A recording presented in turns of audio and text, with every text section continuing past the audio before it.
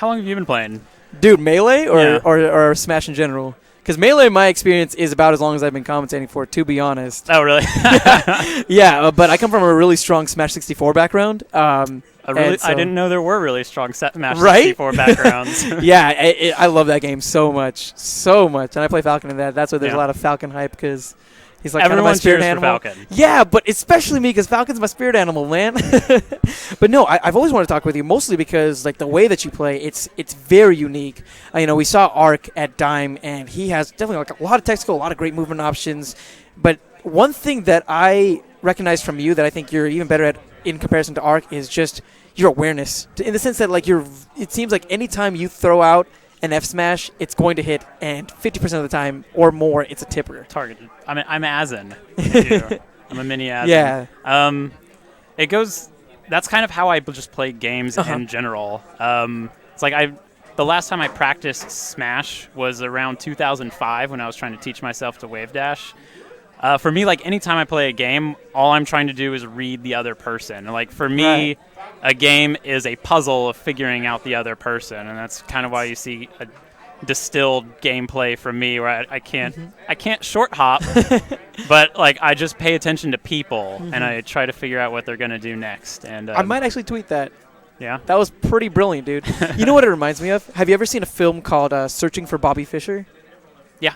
Okay, so you remember the scene whenever Vinny is playing against Josh again after they kind of had their spat and they come back and they're playing chess for the first time? Keep going. Okay, so it's the chess scene. If you guys haven't seen this film, please do. It's wonderful. I'll tweet out the link to this specific scene because it's one of my favorite scenes in general, especially in regards to competition and gaming and whatnot.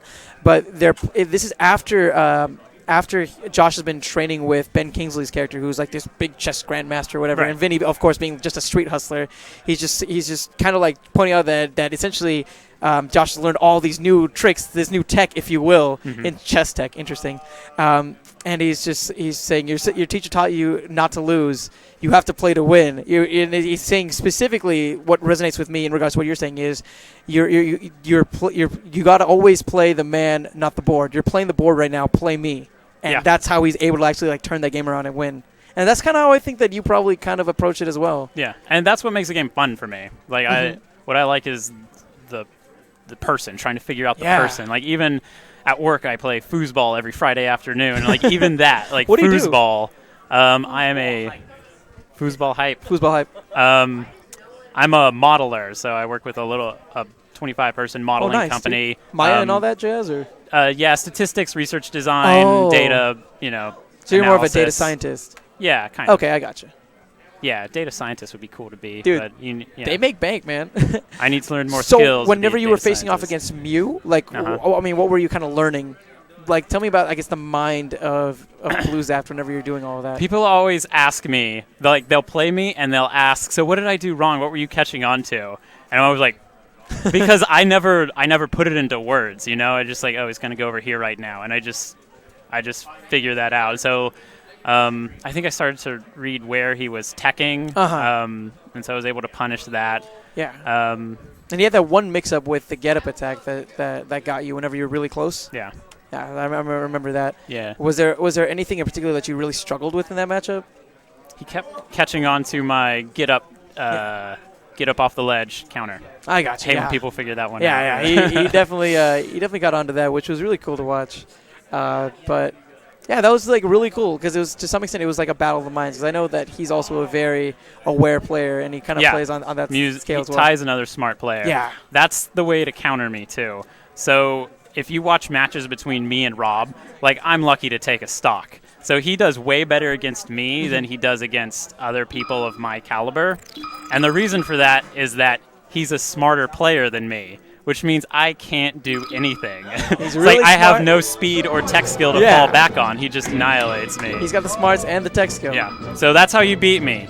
You play chaotically, so I can't beat you. I can't understand what you're about to do.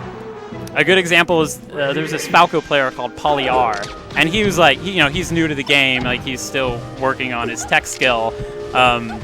But I had an unusually hard time against him. Yeah, I think I commentated that match, actually. Yeah, because he did things that I didn't expect, and he did things differently each time, and I didn't know where he was going to be. So I think that's a good general advice for anyone playing is always do things differently. Like play chaotically. If last time you, like, in that position you attacked with a dash attack, then wait a bit and then grab or something like that. So yeah, that's my philosophy towards playing Smash. Definitely some great advice. I'm going to take a lot of that to heart as well. Bluezaf, thank you so much for being on board. Congratulations once again. Hey, dude, I love it. Seriously, like watching guys like you out on stream, like, it's wonderful. You guys put on a show every time. Cool. All right. Take care, man. I'm going to go wake up in a few hours now.